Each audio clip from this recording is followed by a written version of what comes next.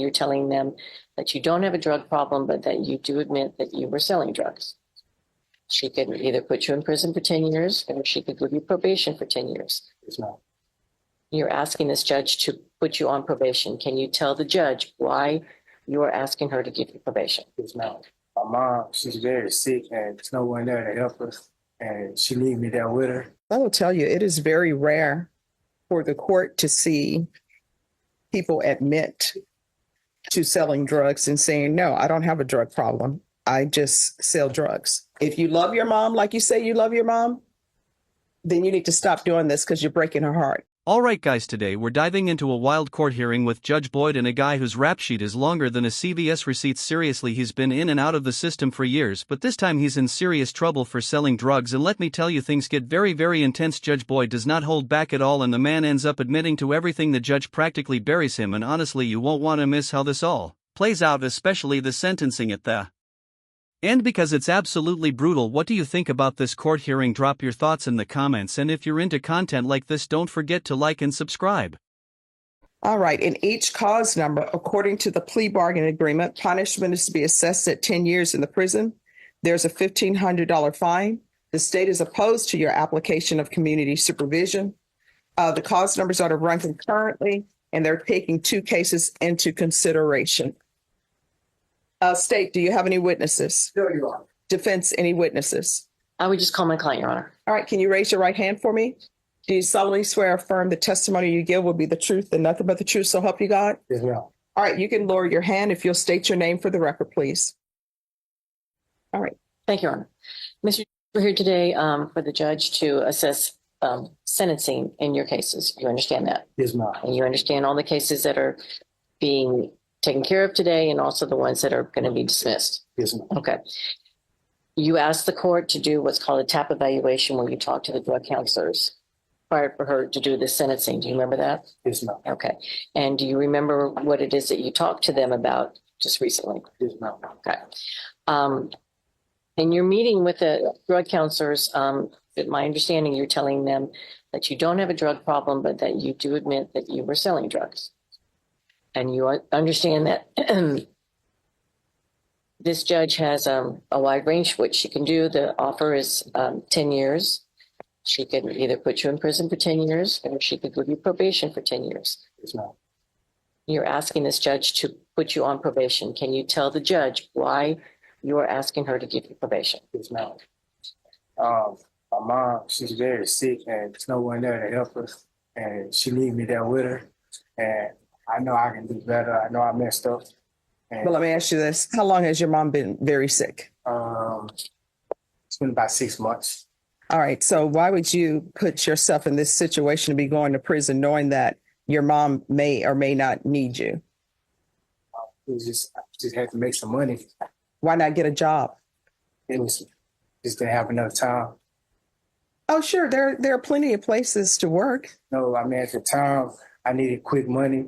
And Why did you need quick money? Because my pockets was flat and we couldn't eat. Oh, they have places where you can get food for free. Just now. And who is this we could not eat? Well, speaking of me, my mom had food in the house, but me and myself, me.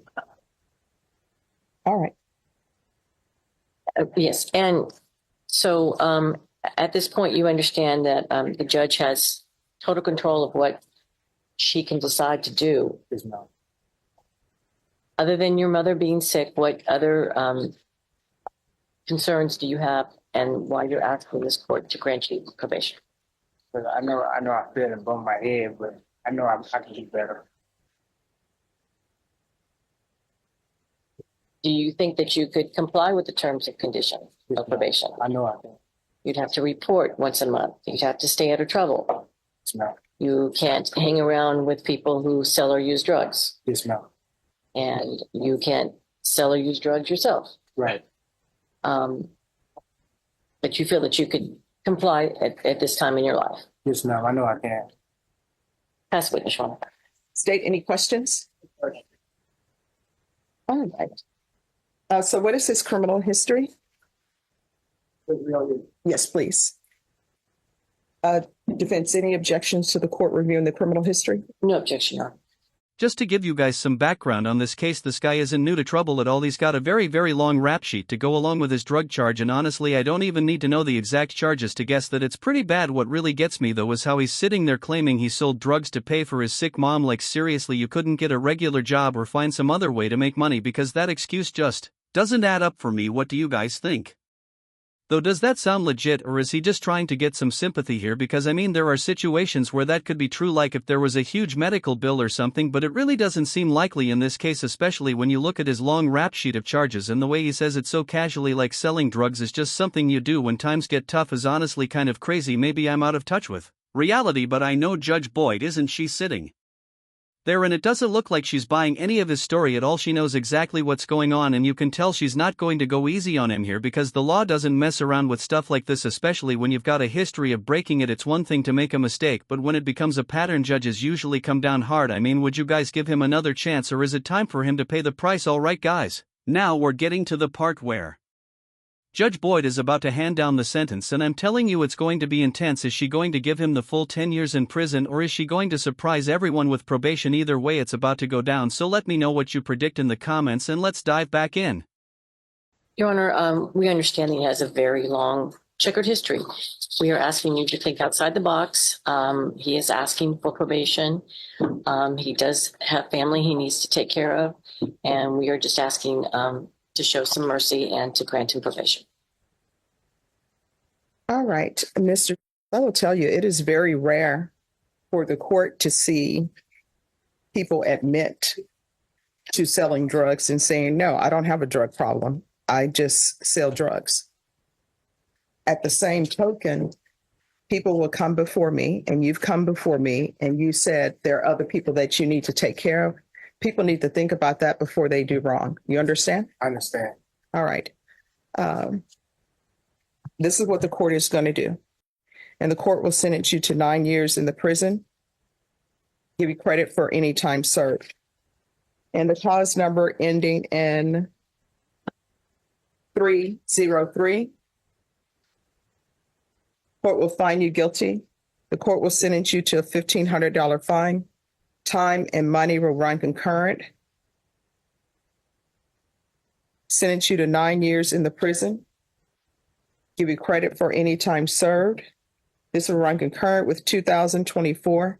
Did you review the document entitled Trial Court Certification of Defendant's Rights to Appeal with your attorneys? Did you understand it and sign it? Yes. All right, because these are plea bargain agreements, because I followed your plea bargain agreement, I've actually given you something less than you bargained for. And because you waived your right to appeal, you do not have the court's permission to appeal. Because these are felony convictions, you're not allowed to own or possess any weapons or ammunition. If you have a question over what a weapon or ammunition is, you'll need to speak to an attorney. Do you understand? Yes, ma'am. All right, we can go off the record. Here's the thing. You are at a point now that if you pick up any new felony charges, depending on what type of felony it is, you're looking at a minimum of 25 years. And I will tell you, people say, oh, the jail is overcrowded. Oh, the prison is overcrowded. Guess what? People will always build new prison. They'll always find space for you. And if a cell is only supposed to have 10 people in it, if they need to put 20 people in that cell, they're going to put 20 people in that cell, whether it's a violation of federal law or not. You understand? Yes, ma'am. So if you love your mom, like you say you love your mom, then you need to stop doing this because you're breaking her heart. You understand? Understand. All right. Good luck to you. Okay. No, thank you. You're welcome. Thank you, Your Honor. Maybe excuse. He has some dismissal, so he'll have it.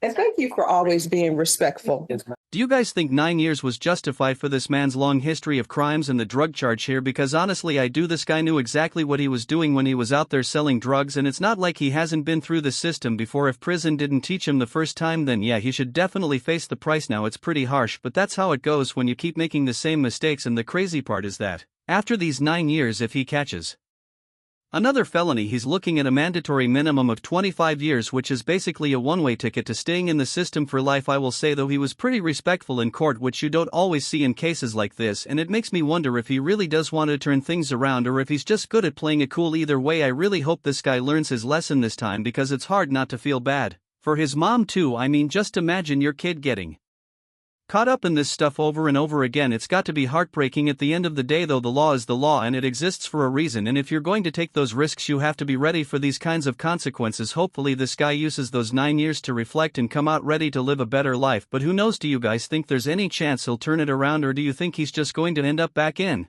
court? Let me know what you thought about this whole court hearing in the comments. Do you think his sentencing was fair, or would you have gone lighter or harsher? And if you enjoyed this reaction and want more content like this, don't forget to like and subscribe because it helps me out a ton and keeps the channel growing so we can keep exposing the crime. Thank you guys so much for watching and take care. I'll catch you in the next one.